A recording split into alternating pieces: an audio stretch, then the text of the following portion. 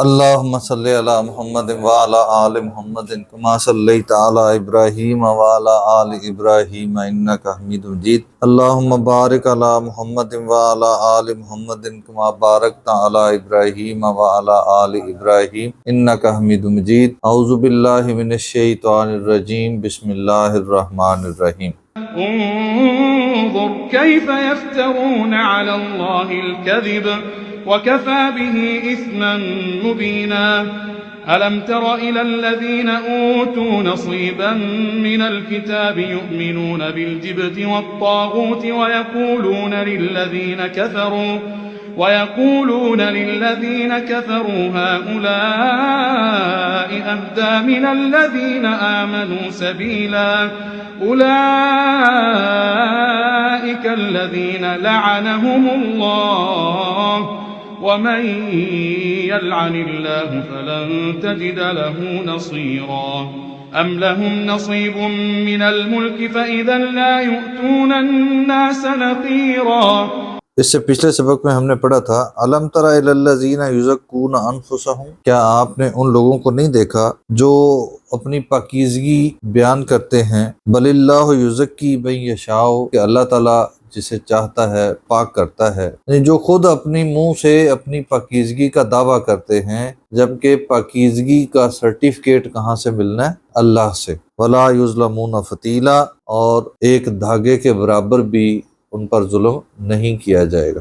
انظر کیف یفترون، دیکھیے کیف یفترون، کیسے وہ باندھتے ہیں، علی اللہ، اللہ کی ذات پر، الکذب، جھوٹ، وکفی بہ اسم مبینا، اور یہ حرکت، یہ کام کافی ہے بہت بڑا گناہ ہونے کے لیے۔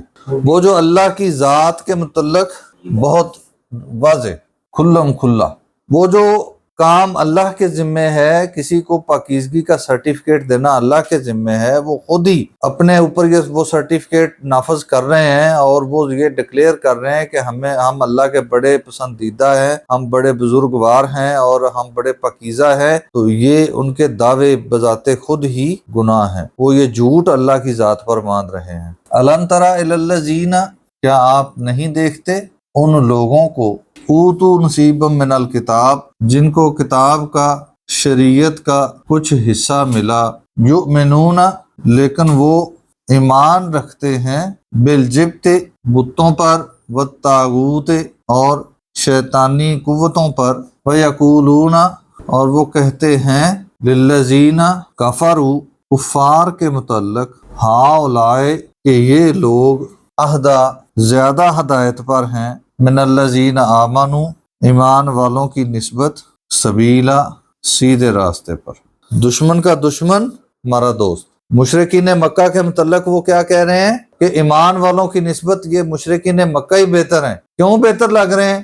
کہ ایمان والے تو ان کی مخالفت کر رہے ہیں، مشرکین مکہ ان کی مخالفت تو نہیں کر رہے، اس لیے وہ ان کو مسلمانوں کی نسبت زیادہ بہتر ہدایت پر نظر آتے ہیں۔ اولئک الذین، یہی وہ لوگ ہیں، لعنہم اللہ، اللہ تعالیٰ نے ان پر لعنت کی، ومن یلعن اللہ، اور جس پر اللہ تعالیٰ لعنت کر دے، فلن تجد لہ، بس ہرگز نہیں، تجد لہ نصیرا، وہ اپنے لیے مددگار۔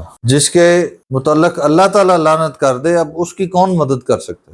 اس دنیا میں کوئی طاقت ہے جو اللہ کے مقابلے میں کسی کی مدد کر سکے؟ ام لہم نصیب، کیا ان کے پاس ہے نصیب، حصہ، من الملک، بادشاہی کا، اس کائنات کی بادشاہی کا کوئی حصہ ان کے پاس بھی ہے؟ کیا ان کے پاس کوئی اختیار ہے؟